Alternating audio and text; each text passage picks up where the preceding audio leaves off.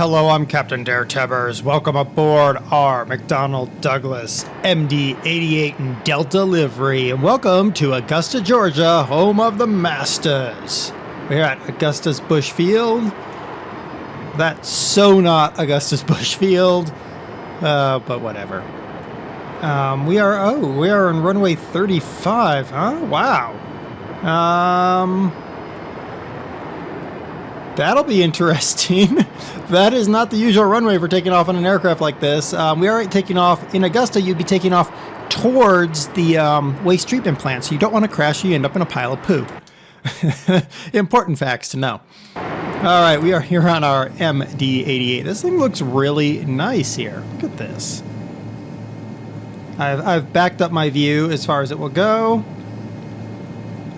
Things look really good. It looks like we even might have a working FMC, which would be pretty cool. All right, let's give her some flaps while we're talking here. I like how it's moving nicely. We'll give her 15 degrees. The MD-88 and the MD-80-90 series. So this is what I'm going to give you is really stuff about the MD-80 series of aircraft, of which the 88 is one of them. It is a lengthened and updated form of the venerable DC-9. We did the 717 a while ago. The 717 is considered the MD-95. So we're flying the MD-80, a little bit older aircraft. But they all trace their roots back to that venerable DC-9, of which Delta retired their last functional DC-9 here at the end of 2013, early 2014. I can't remember exactly. I remember I really wanted to go on the flight, but I was busy. The MD-80 was originally called the DC-980, so DC-9-80, and the DC-9 Super 80. And in fact, if you go to American Airlines, they're still called Super 80s and Super 88s. The MD-80 entered service with Swiss Air on 10 October 1980. Let's power up our two Pratt & Whitney JT8D-200 engines. They're going to produce somewhere between 18.5 to 21,000 pounds of thrust, depending on the rating. But we're going to go ahead and we're actually going to do a little bit of a brake stand takeoff here because this is a really short runway. All right, so we're going to bring those engines up. I see them spooling up there. Okay. Let's get some pressure in those engines. All right, they're running up there. You got any smoke out there? No? Okay, we're good. All right, everybody, here we go. We're going to try to take off on the short runway at Augusta Bush Field in our MD-80. Augusta Bush Field used to be serviced by these aircraft quite a bit. Also, the DC-9s are now serviced by CRJs and the occasional 737 around Masters time. All right, I think we've hit V1 on this runway. Okay, I think we're going to have plenty of room on this runway. Okay. Come on, baby. Look at that. Look at that big, long bird. And I even found one in new Delta colors. Look at that. All right. Nice. All right. Flaps are up. We're going to go ahead and throttle that engine back a little bit because I actually, because I was taking off out of Bush Field, I only have 50% fuel load. So we're going to just throttle back a little bit, which actually isn't unusual out of Augusta. They do kind of have to watch noise mitigation. Anyway, on to the MD-80 instead of Augusta Bush Field.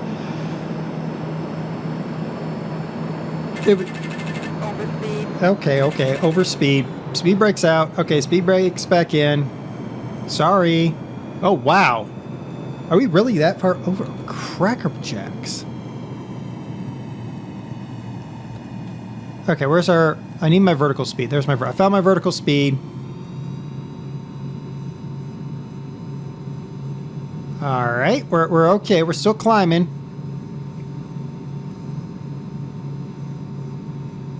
Are we good? We appear to be good. No external damage. One thing a pilot can't do. I'm going to go out of the plane and look at it. Okay. Why is it so much louder in the cockpit? I don't know. Anyway. The MD-80 series was developed into the MD-90 in 1995.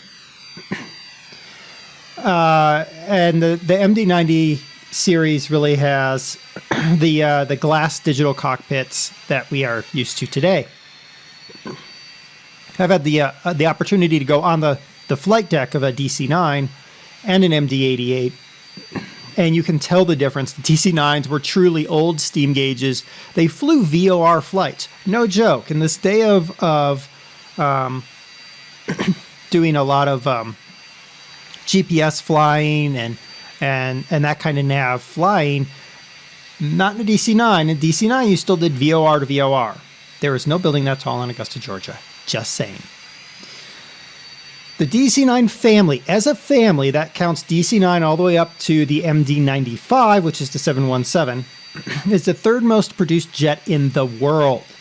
Produced, at shutdown, produced about 2,400 units. Now, just for a point of reference, the A320 series, which is the A318, 19, 20, and 21, have produced around 4,000 to 5,000 units.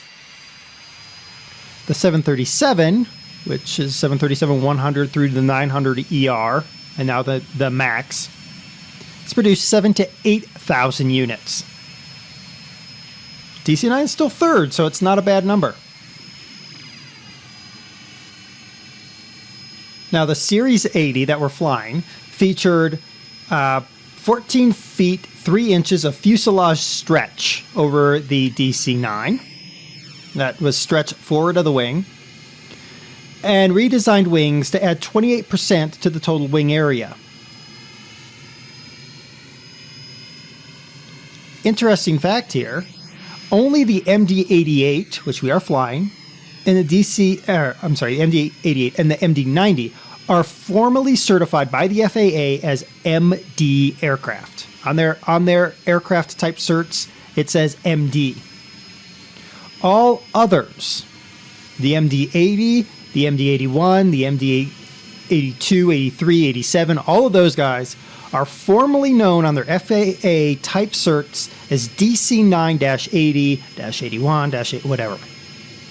So it's only the last three out of the generation, the 88, 90, and 95, are formally known as MD on their type certs.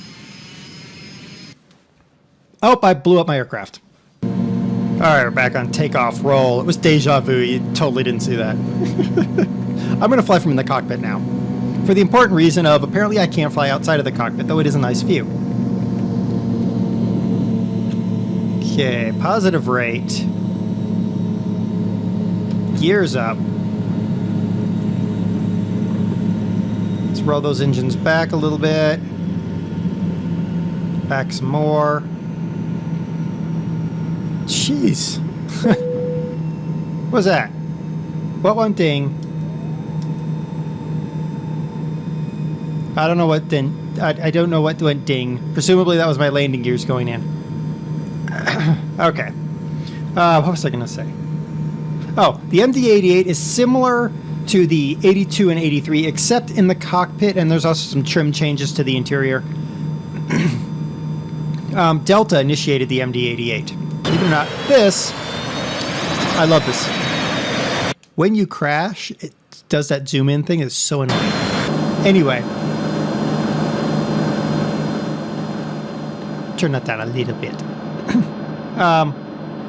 It incorporates the electronic flight information system, which is the electronic readouts, the digital readouts that we have that you wouldn't see in something like the DC-9 because they're steam jets. And it also has a wind shear warning system. Capacity of this aircraft would be 172 in a single class, 155 in a two-class configuration. Top speed is cruising speed, is Mach 0.76 or 504 miles per hour. And she has a 2,050 nautical mile range. Not a bad little rig. All right, let's see what kind of gauging we got. Shift 1. Nice and close there. Yeah, let's not overspeed our aircraft. That'd be a good idea. Shift 2. There's our throttle quadrant and our communication quadrant. Looks good. Shift 3. Ah, yes. Always important for those of us who don't do VOR flying. Shift 4. That is autopilot. Yeah. Shift 5 is an empty panel. Shift 6. Oh, radar. Oh.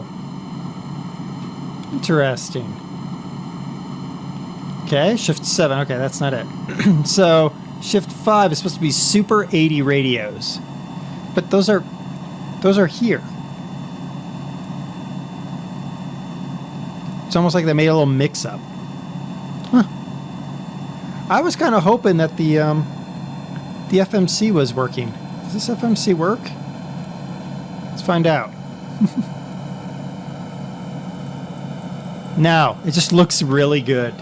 From a distance, that looks like a really nice FMC. Alright, well, I wrecked it once, but... crackers. That's a close-up view of her. There's a better view, sort of. Good grief. Alright, let's...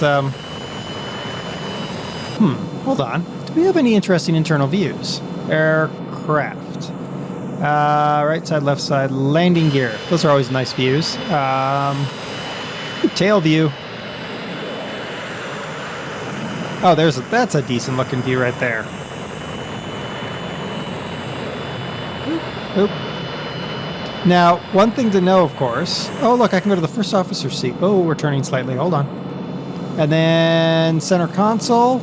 Oh, look at that. That's nice. And then engine controls. Assign engine controls. That's this. It doesn't actually do anything. I'm going to crash the aircraft. Crap. Why don't I get overspeed warnings? Anyway. Can't fly for crap. Well, technically, I was like, oh gosh, I crashed it. No, I didn't. I throttled back too far. Anyway. All right. There you go. This is the McDonnell Douglas MD-88. If you're looking for the MD-88, this is actually a pretty nice one. Probably one of the nicer freeware ones I've seen out there. Could have used some improvement, sure. But it's pretty darn good for a freeware one. If you're looking for a freeware 88, or 82 or whatever. It isn't Delta colors. If you don't like Delta, I'm sorry, but this is the one I found. Link is down below. As always, I've been Captain DerTebbers. I have crashed your MD-88 for you, for your own personal enjoyment of my bad flying. Ha ha ha ha. Till next time, happy flying, everybody.